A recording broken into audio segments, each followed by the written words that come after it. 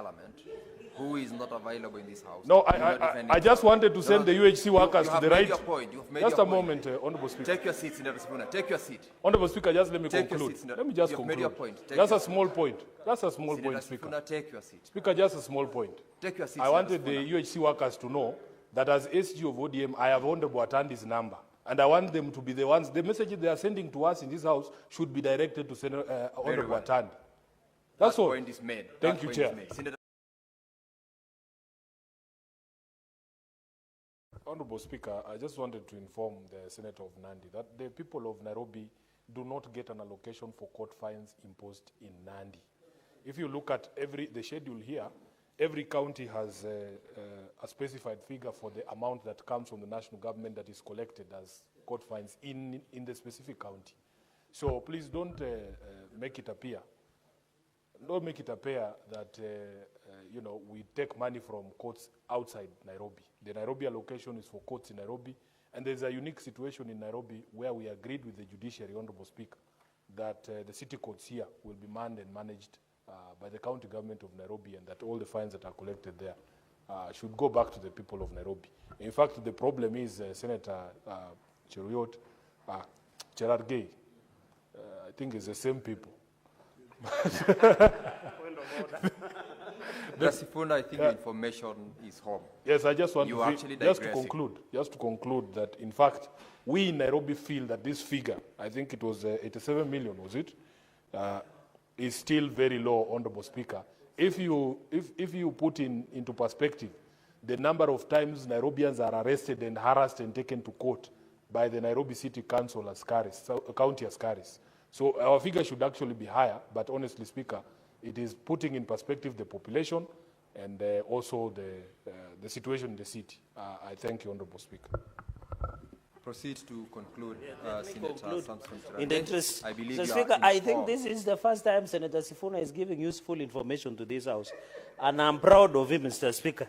Mr. Speaker, I'm appreciating you. I'm appreciating you. Mr. Speaker, that is why I'm saying this is it's useful. Senator Cherargei, you allowed Senator Sifuna to inform you. Yes, which I've said is useful information. You are actually almost being disorderly by making reference to the fact that it is the first time that is giving any useful information. It is appropriate that you acknowledge and... Let me, Mr. Speaker, with your indulgence, this is one of the rare occasions that I've gotten useful information from Senator Sifuna, and I hope he keeps at the good spirit, Mr. Speaker. Mr. Speaker, number 3, number 4, and final is on salary. I want to agree with my colleagues, Mr. Speaker, and I said before when you gave me a chance, why do you allow these UHC staff to demonstrate daily? Why don't majority leader and minority leader, you have led us even last week with consultation of former Prime Minister, Mr. Speaker. Why don't you call to order and committee of the whole? CS of Health and Ministry, COG, and stakeholders of UHC, you call through the powers, and we sit here, the whole House, and resolve this UHC. This is the legacy of so for the man, Mr. Speaker. I want to challenge the leadership of this House, led by Senator Sifuna, Senator Wambua, Senator Cheruyot. Please call a whole House, and we resolve this issue of UHC. Mr. Speaker, we are tired. We are tired, Mr. Speaker. What's your point of order, Majority Leader?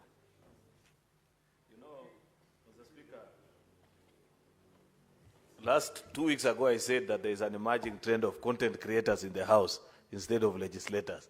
People, Mr. Speaker, who want to do things to the gallery, but they know very well that that is not where the solution lies. Senator Cherargei, I would have wished to help with this UHC challenge that we have. But you know for a fact that the solution lies in the National Assembly. All UHC staff are calling for is budgeting of their allocation for their salaries and consider absorption into counties, Mr. Speaker. Unfortunately, this is not the budget-making house, Mr. Speaker. In the division of revenue, we only consider resources that are divided vertically between the two levels of government, Mr. Speaker. But the final solution lies with our colleagues in the National Assembly. And I wish, in fact, today, when the UHC staff were outside here in the Senate, I send a sergeant at arms to whisper to them that this is the wrong gate. The right gate to demonstrate is where they are now, Mr. Speaker, because they are presently before the National Assembly. So is it in order for Senator Cherargei to mislead UHC staff, Mr. Speaker, that their solution lies in the leadership of yours truly, and I don't know which other senator, while he knows for a fact that our powers are limited to division of revenue with regards to county allocation only, Mr. Speaker? I thank you. Thank you, Majority Leader. He made reference to the leadership of the House comprising Senator Sifuna, Senator Mbua, and yourself. So, Senator Cherargei, you take note of the comments by the Honorable Majority Leader, particularly with regard to the mandate of this House. What other point do you want to share, Senator Sifuna?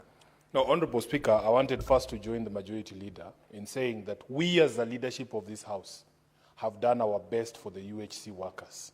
The stage at which we are right now, it's not about stories, it's not about petitions.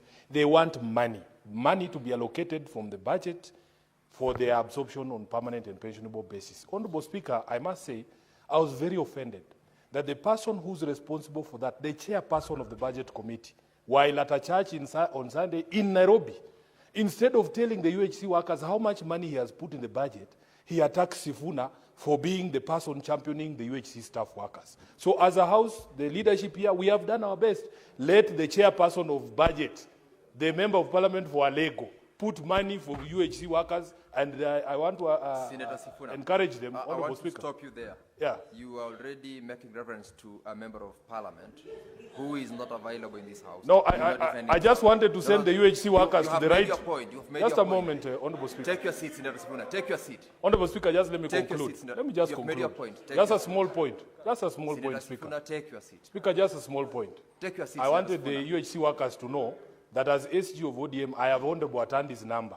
And I want them to be the ones, the messages they are sending to us in this House should be directed to Senator Honorable Atandi.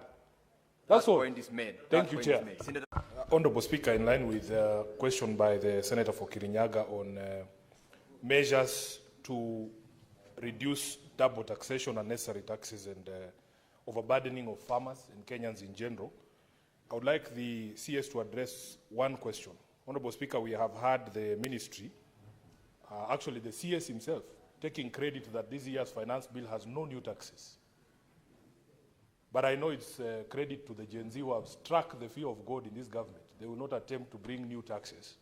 What are you doing about existing taxation, Cabinet Secretary, that you found, including the housing levy, the increase in pay, and VAT on fuel, that has seen the cost of taxes on a litre of petrol exceeding the cost of the product?